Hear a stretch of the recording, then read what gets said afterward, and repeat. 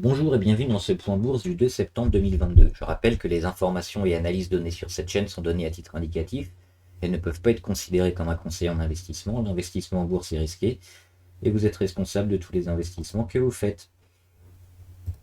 Alors on va commencer avec les indices. Juste au niveau des métaux précieux, rien de nouveau, hein. L'or qui est toujours dans son canal baissier, on le voit ici avec une tentative de sortie début août. Un échec ici juste avant les 1800 et on réintègre. Par contre, ce qui est intéressant, c'est qu'on revient sur des niveaux qui avaient été défendus récemment et sur un support à 1670 qui est assez costaud. Donc, probablement en phase de congestion ici entre 1670 et les 1730 environ. Et c'est la cassure plus ou moins franche qui va nous permettre certainement d'avoir une belle séquence haussière ou baissière sur l'or. Pour l'instant, on surveille, mais on est en observation. L'argent, c'est encore pire, ça descend. On casse, alors on réintègre aujourd'hui, mais on a cassé hier le petit support ici à 18, 18-11.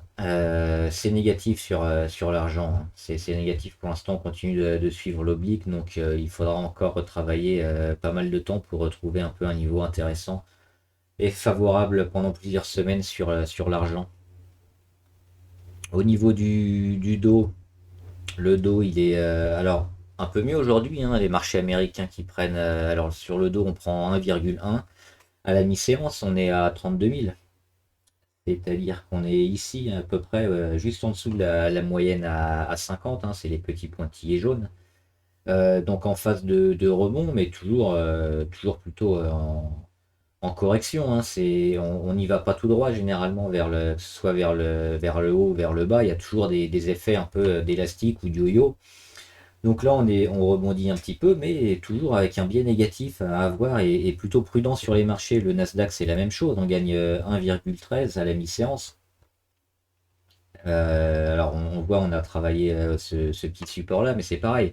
On est en phase de correction, dans une tendance dégradée. Est-ce que c'est vraiment le point bas qu'on a atteint là? C'est trop tôt pour le dire. Peut-être pas, parce qu'il y a encore pas mal de choses négatives au niveau des marchés. On fait enfin le CAC 40. Le CAC, c'est la même chose. En rebond aujourd'hui, il prend plus de 2%. Aujourd'hui, le CAC 2,2. On le voit, il arrive ici sur les 6167. Pourtant, rien n'a changé par rapport à mercredi. Mercredi, on disait qu'il y aurait certainement une phase de congestion ici, entre les 6080 et les 6250, hein, qui vont descendre petit à petit, donc c'est sous l'oblique. Jeudi, on a eu un gros coup de mou même. Et puis on réintègre juste au-dessus notre support aujourd'hui, mais la tendance n'est en aucun cas changée. On est toujours ici depuis la mi-août en phase de correction jusqu'où. Alors on a déjà testé une première fois le support. La chose positive, c'est qu'on ne l'a pas enfoncé sans aucune résistance. On a réagi aujourd'hui. Ça peut nous indiquer quoi, ça? Une certaine résilience sur le marché, c'est-à-dire qu'on va probablement pas tout bazarder ces prochaines semaines. Ça veut dire certainement ce support-là, sur les 5720 ou sur les 5860, devrait tenir si on y retourne. Parce que sinon, si on avait des chandeliers rouges, on y serait allé tout droit et probablement encore pire. Donc là c'est pas le cas, on commence à réagir, mais la tendance est toujours assez négative.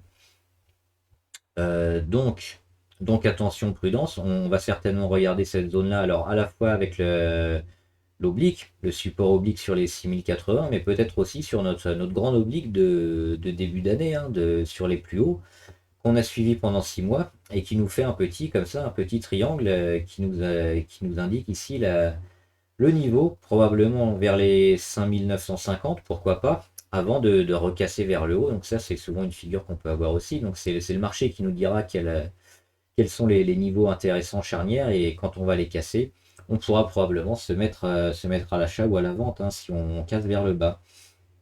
Donc pour l'instant, rien de nouveau. Rebond plutôt technique à ce stade, parce qu'on voit qu'on a toutes les moyennes qui sont en haut et que quasiment toutes sont orientées vers le bas.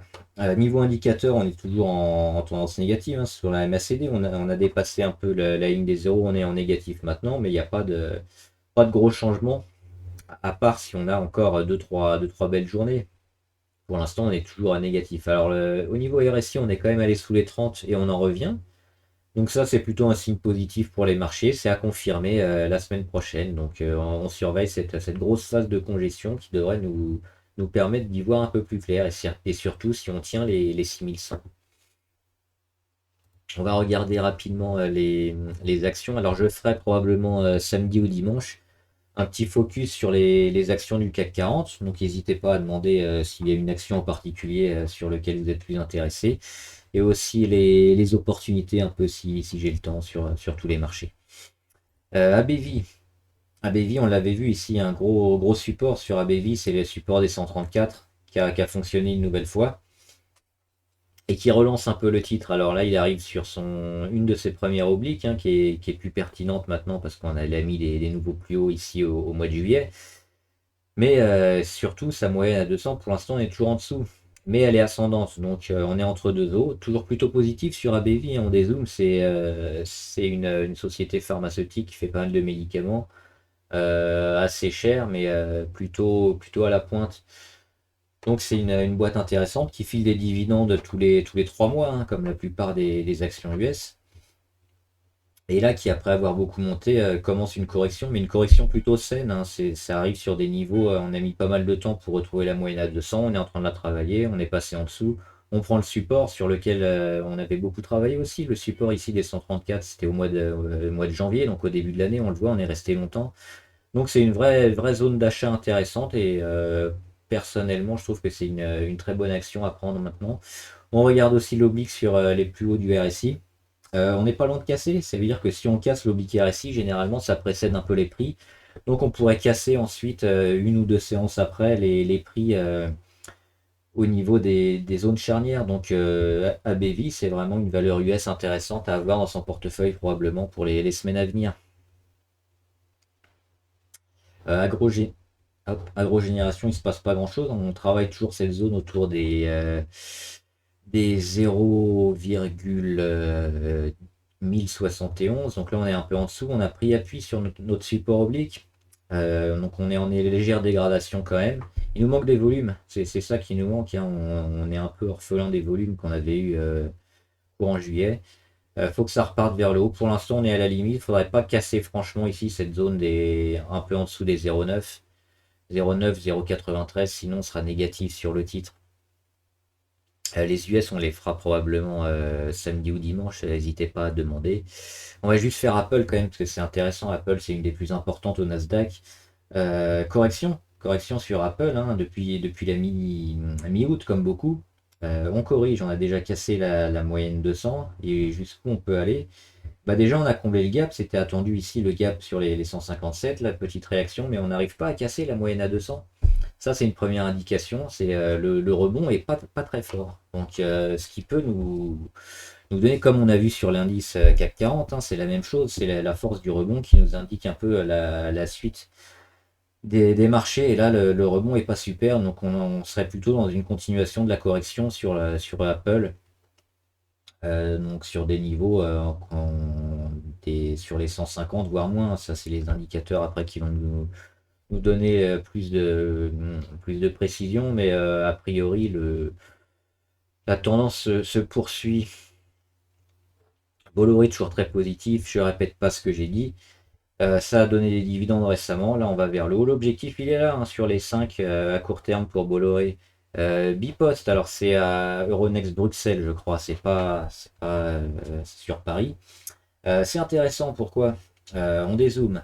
Grosse correction qui a duré juin 2021, avril 2022, donc presque un an. Ensuite, on met un nouveau canal haussier, après cette sortie là au mois de mai.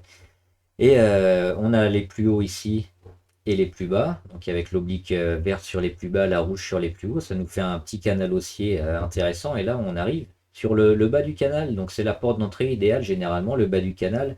On vient le reprendre et après on rattaque un peu plus fort. Donc porte d'entrée plutôt pas mal ici sur les 6 sur Bipost. D'autant qu'on est en train de tenter un retournement. On voit la moyenne à 200, là on l'a déjà dépassé. On revient prendre appui dessus. On la travaille et on reste au-dessus. Niveau indicateur, alors ça va peut-être encore zigzaguer, puisque la tendance n'est pas totalement finie niveau MACD, mais on est plutôt favorable, hein, pour les semaines à venir sur ce titre-là. Intéressant. Euh, Dassault Aviation, c'est le support des 134 qu'on a vu et qu'on a martelé depuis des semaines. Il est en train de fonctionner pour l'instant. Il ne faudrait pas qu'il lâche, franchement. Dans quelques jours, c'est intéressant parce que la moyenne à 200 sera sur ce support à 134. Donc ça peut faire boule de neige et ça peut vraiment permettre au titre de repartir. C'est ce qu'on attend, hein, pour la semaine prochaine. La concordance de la moyenne à 200 du support à 134 qui permet au titre de repartir, de recasser ses moyennes les plus courtes et son oblique ici. Et là, ce sera jackpot pour Dassault Aviation. Dassault Systèmes remonte technique aussi, toujours en phase de correction, hein, comme la plupart. À voir début de semaine prochaine si la chute est terminée ou pas. Pour l'instant, non. Mais si on continue à remonter comme ça de 1 ou 2% tous les jours, oui, ce sera fini. Dolphin, on est dans la zone rouge. Là, Dolphin, attention. Pour l'instant, on tient.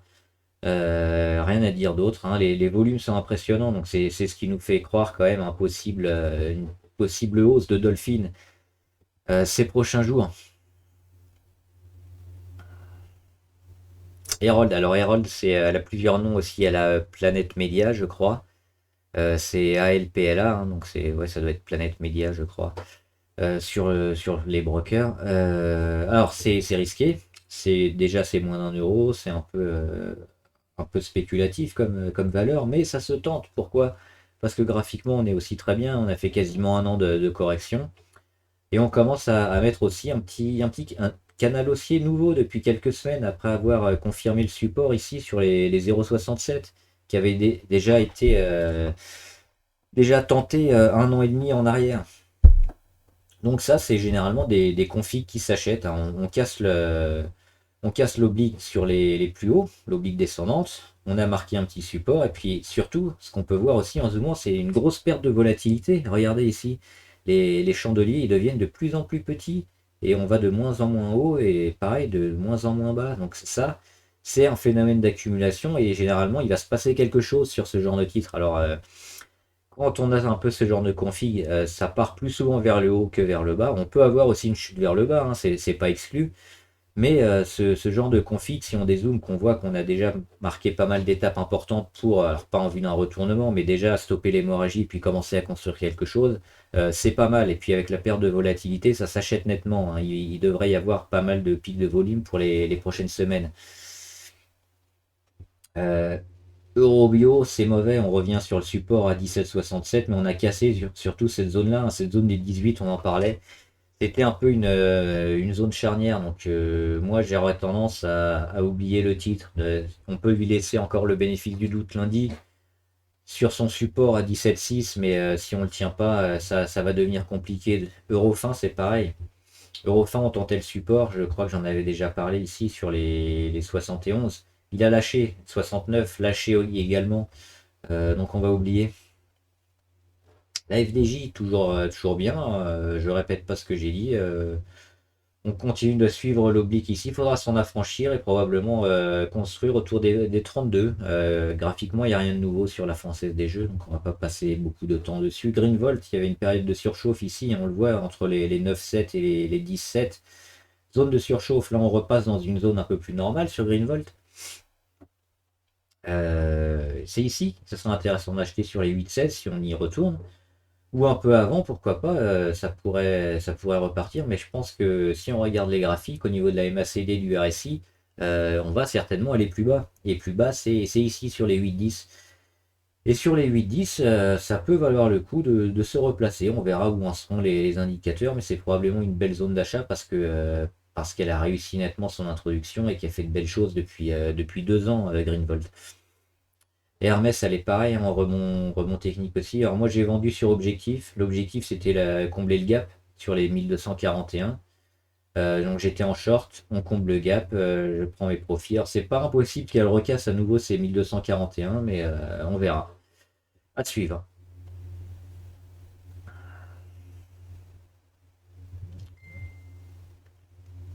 Marie Brizard, elle est toujours intéressante. Alors on voit qu'elle réagit sur sa moyenne à 20 jours.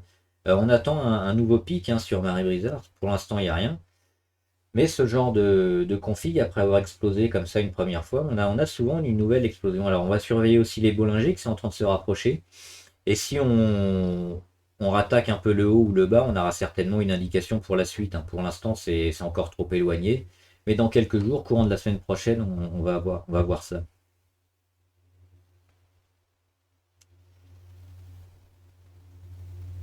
Neoen qui a perdu pas mal aujourd'hui, un 3%. On revient un peu sur notre niveau charnière ici, sur notre oblique des plus bas. Niveau indicateur, on peut avoir encore une petite phase de baisse. Pour autant, est-ce que c'est complètement mauvais sur Neoen? C'est assez compliqué parce qu'on a des signaux positifs et des signaux négatifs sur le titre. Le secteur de l'énergie étant quand même assez porteur en ce moment, moi je serais partisan de lui laisser sa chance. Quitte à recharger un peu quand ça repart, si on revient vers les 34, je pense que sur les 34 ou les 37, il y a des chances de réaction, sinon ce sera foutu. Mais là, on est plutôt bien sur ce genre d'action où on a travaillé souvent les 41 qu'on a réussi à casser. Donc là, il y a une petite phase de correction. Mais les moyennes les plus longues ici sur les 37 sont quand même bien ascendantes et on va les retrouver probablement pas la semaine prochaine, mais fin septembre. Donc c'est plutôt favorable quand même sur Neoen. Nvidia, on a un petit support zone d'achat ici sur les 140, donc c'est spéculatif, mais ça se tente sur Nvidia, hein, les 140. Par contre, c'est du court terme. Si ça lâche, on dégage parce qu'il y a une grosse pression. On sait que sur les semi-conducteurs, il y a pas mal de soucis en ce moment. Nvidia a du mal, mais ça a perdu quand même énormément. On était sur 346. On a perdu, on va voir, on a perdu plus de 60% de la valeur. Donc il y a un moment où ça va devenir une valorisation très intéressante sur Nvidia. Donc tenter ici les supports sur 140 ou sur 116 hein, si on y va, avant un rebond.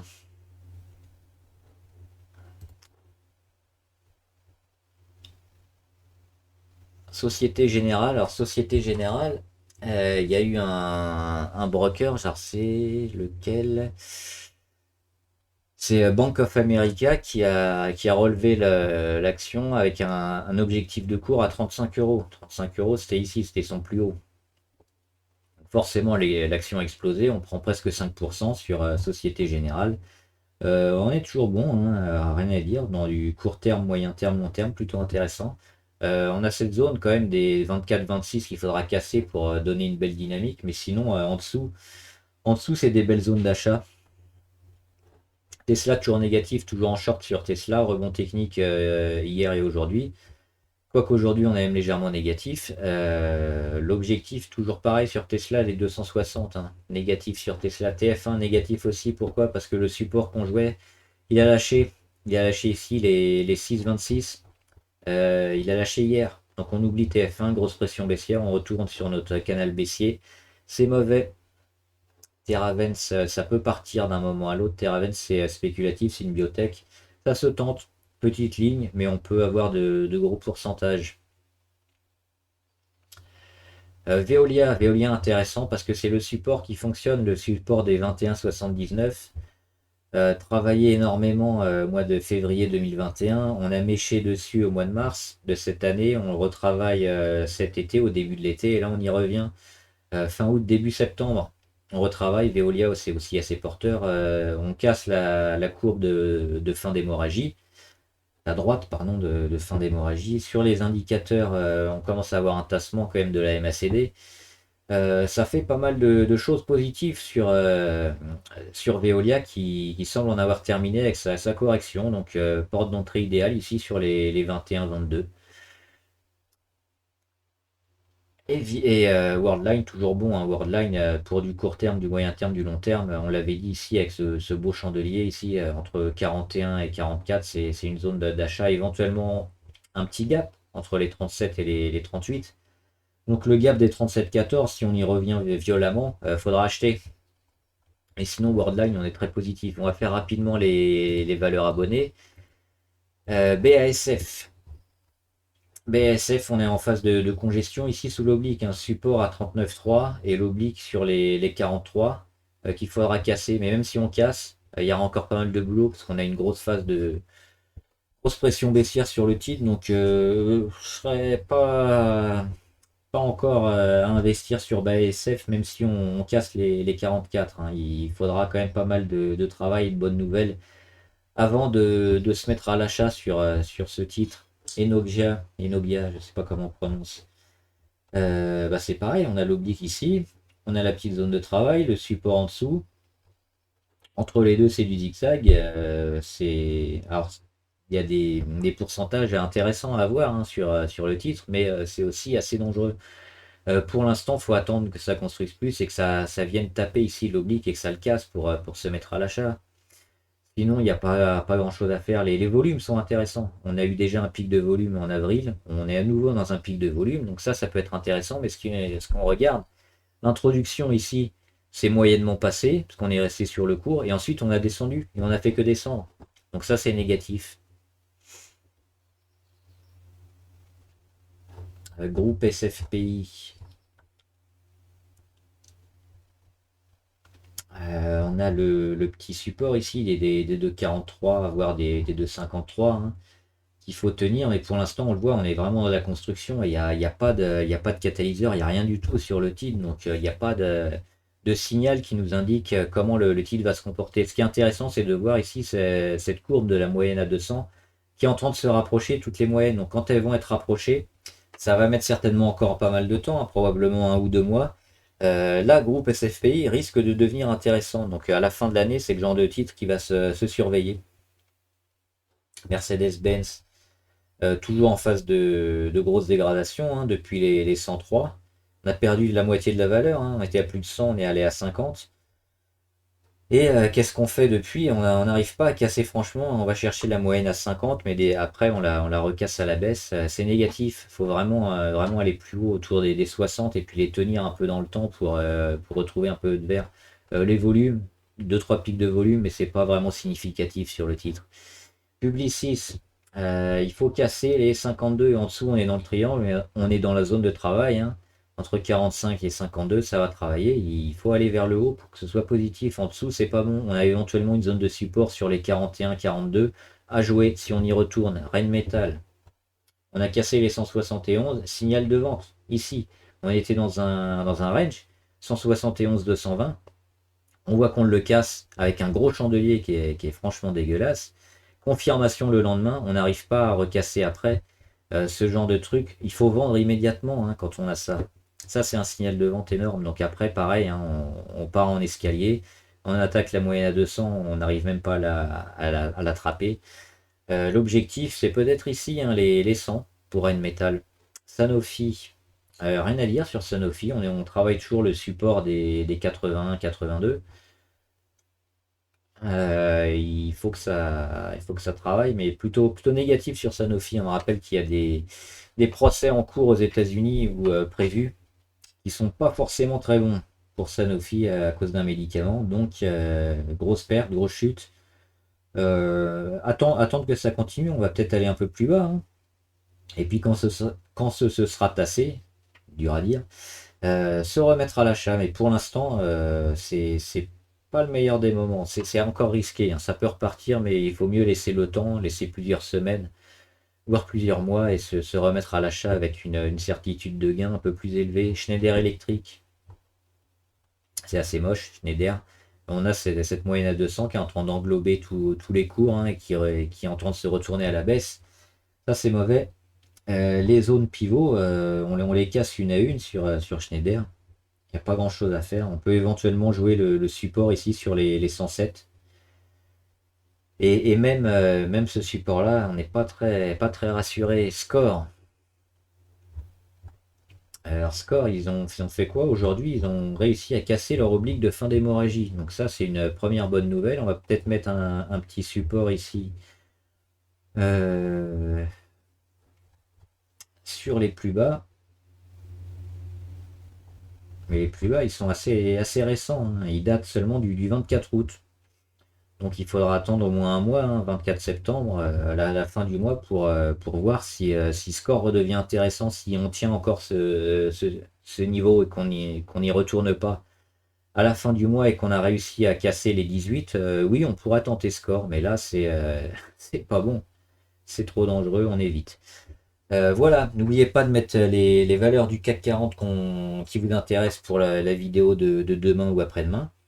Il y a le jeu aussi, le jeu qui reprend.